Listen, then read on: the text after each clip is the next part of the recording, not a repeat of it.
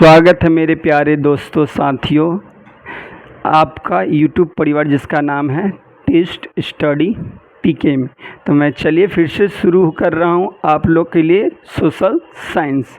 चलिए पहला प्रश्न, कार्ल मार्क्स की पुस्तक का नाम है। बोल रहा है जो कार्ल मार्क्स है उनका पुस्तक का क्या नाम है। ऐसे बार बार जिस वीडियो में यह पूछा कार्ल मार्क्स का जन्म, तो कार्ल मार्क्स का जन्म पूछा। यदि कार्ल मार्क्स का जन्म पूछे तो कार्ल मार्क्स का जन्म कहाँ हुआ था? जर्मनी में। ठीक है, कार्ल मार्क्स का जन्म कहाँ हुआ था? जर्मनी में। याद होगा आप लोग सभी को बउआ, ठीक है ना छोटू मेरे प्यारे नन्हा मुन्ना। तो कार्ल मार्क्स का जन्म कहाँ हुआ? जर्मनी में। लेकिन आपसे ये प्रश्न नहीं पूछ रहा है, प्रश्न पूछ रहा है बउआ कि जो कार्ल मार्क्स उसका किताब का कौची नाम है। इसका किताब के कौथी नाम है, समझे? पूछा कार्ल मार्क्स के किताब का क्या नाम है। तो बताइए, युद्ध और शांति, दास कैपिटल, कम्युनिस्ट मैनिफेस्टो, ये या बी और सी दोनों। तो चलो बताओ बउआ कौन होगा, जल्दी से बताओ कार्ल मार्क्स का किताब। तो दास कैपिटल भी उनका लिखा हुआ है कार्ल मार्क्स का, और कम्युनिस्ट मैनिफेस्टो भी लिखा हुआ है, यानी आंसर होगा डी। आंसर होगा डी, यानी बी और सी दोनों किताब को लिखने वाले कौन है? कौन है बउआ लिखने वाले? Karl Marx. ठीक है, ये दो पुस्तक यानी बुक किताब उसको लिखने वाले कौन है? Karl Marx. उनका जन्म कहाँ हुआ? जर्मनी में। ये भी पॉपुलर प्रश्न है, बार बार पूछता है बउआ। समझ में आना है छोटू? चलो आगे बढ़े बउआ। चलो बहुत अच्छा तुम लोग समझ रहा है। भारत में महिलाओं के लिए 50% आरक्षण की व्यवस्था निम्नलिखित में से किस संस्था में दी गई है? बुरा, भारत में महिलाओं को 50% आरक्षण। देखिए ऐसे महिला को ज़्यादातर देखिएगा ना सरकार द्वारा ज़्यादा मदद किया जाता है आज, इसलिए महिलाएं क्या बहुत आगे बढ़ रही है। ठीक है, जो कार्य नहीं हमारा देश को चलाई, प्रथम राष्ट्रपति बन के, पता है ना प्रथम राष्ट्रपति कौन थे? बताइए, महिला प्रथम राष्ट्रपति कौन थे? प्रतिभा देवी सिंह पाटिल। आपको पूछेगा तो जानिएगा। तो हमारा देश को चलाता, जो महिलाएं हमारा देश को चला रही है, देश को चला रही है। अलग अलग क्षेत्र, कौन ऐसा काम नहीं है जिसमें महिलाएं नहीं काम कर रही है। तो यहाँ पूछा कि भारत में कौन सा जगह है जहाँ महिलाओं को 50% का आरक्षण दिया, यानी 50% छूट दिया गया। कौन ऐसा काम है? लोकसभा में, राज्यसभा में, पंचायती राज व्यवस्था में, या राज्य विधानसभा में। तो बताइए कि कहाँ महिलाओं को छूट दिया, कहाँ महिला लोग को, स्त्री लोग को छूट दिया गया। ठीक है, चलिए बताइए।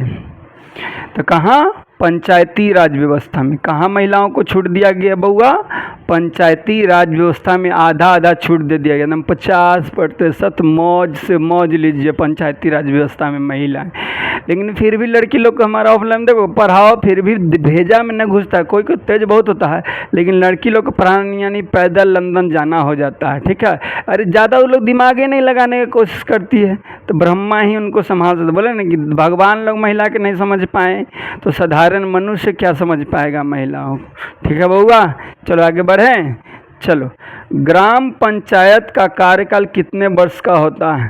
पूरा जो ग्राम पंचायत होता है, इससे पहले पूछे ग्राम पंचायत है, मुखिया जी, सरपंच जी, वार्ड सदस्य, यानी पंचायती राज जो भी है, उसका समय काल कितना समय के लिए काम करने का होता है? तो यहाँ पूछा ग्राम पंचायत का समय कितना होता है? 4 साल, 5 साल, 6 साल या 2 साल। बताइए कितना साल के लिए होता है? तो ग्राम पंचायत कितने साल के लिए काम करते हैं? 5 साल के। ग्राम पंचायत कितने साल के लिए काम करते हैं? 5 सालों के लिए। कोई दिक्कत? भारत में राजनीतिक दलों का चुनाव चिन्ह कौन आवंटित करता है?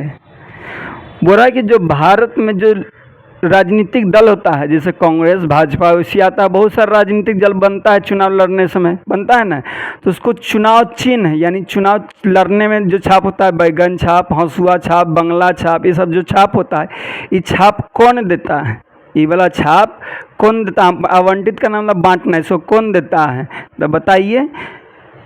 दल का नेता देते हैं, भारत का संविधान देता है, भारत का सरकार देता है, या चुनाव आयोग देता है? तो चुनाव कौन देता है? चुनाव आयोग देता है। कौन देता है बउआ? चुनाव आयोग। राजनीतिक दलों का मान्यता पूछे, मान्यता भी पूछेगा तो कौन देता है? चुनाव आयोग। राजनीतिक दल को मान्यता भी कौन देता है? चुनाव आयोग। चुनाव चिन्ह भी कौन देता है? चुनाव आयोग। ठीक है बउआ करेजे मेरे, समझ में आया ना? तो आप लोग अभी से ठान लो कि लगातार पढ़ना है बउआ मेरे। ऑब्जेक्टिव में फुल लाना है। सोशल साइंस में है तो 80 को में 40 को बनाना है, तो हम 40 में 40 सही रंग के आना। एक भी गलती न, कसम खाओ अपना माता पिता के कि पढ़ेंगे, आज से मैया बाबू के कसम खाओ के पढ़ेंगे। अब माँ बाप का भी कसम खा के तुम नहीं पढ़ेगा ना तो तुम जल्लाद हो। माँ बाप से कोई लगाव प्रेम नहीं है तुमको, ठीक है? तुम माता पिता पे बोझ हो, यदि माँ बाप के लिए भी नहीं पढ़ सकते हो तो, समझे कि नहीं? माता पिता के लिए पढ़ो कम से कम, अपने लिए नहीं पढ़ सकते हो तो। चलो आगे। झारखंड राज्य का गठन कब हुआ? क्वेश्चन है कि जो झारखंड राज्य है, पहले तो आप तो बता दें कि जो झारखंड है पहले बिहार का ही भाग था, यानी बिहार में मिलल था।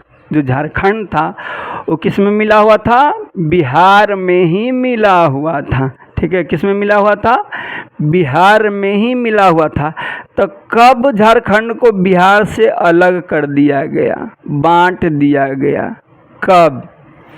ऑप्शन है 1 नवंबर 2000 को, 9 नवंबर 2000 को, 15 नवंबर 2000 को, या 15 नवंबर 2001 को। तो बताइए कि झारखंड राज्य का गठन पूछे या कब बनाया गया, तो कब बनाया गया मेरे करेजे लल्ले मेरे बाबू मेरे सोना मेरे? 15 नवंबर 2000 को। कब बनाया गया बउआ मेरे करेजे के टुकड़े बउआ?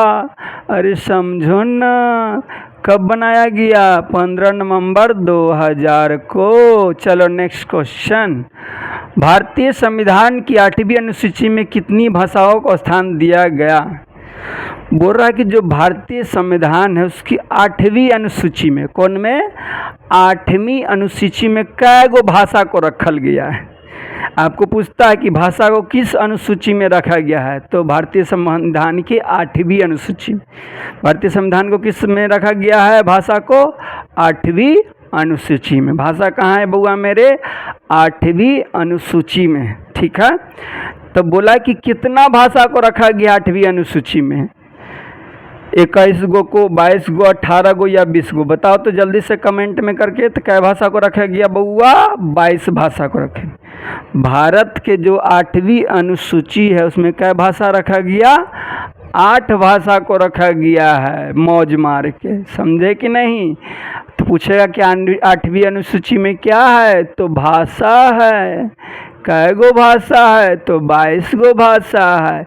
इतना तो बताइए देगा मेरा करेजा का टुकड़ा। तुम लोग मेरा वीडियो लगातार देखो, हम बताते ऑब्जेक्टिव में पूरा कुल्हे नंबर तुम लोग का आएगा, पक्का हम वादा करते हैं। एक भी क्वेश्चन मेरा पढ़ाया से इधर उधर नहीं जाएगा। चलो आगे। भारत में किस प्रकार की शासन प्रणाली है? बोल रहा है भारत में कैसा शासन व्यवस्था है?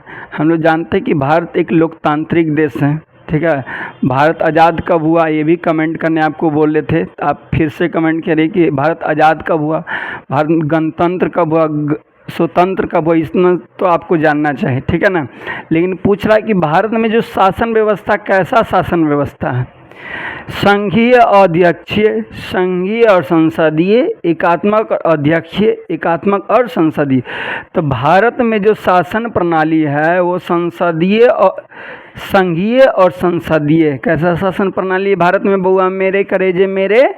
संघीय और संसदीय मेरे बउआ। समझ में आ रहा है ये बउआ? समझ में आ रहा है ए मुन्नी मुन्ना? समझ में आ रहा है ना?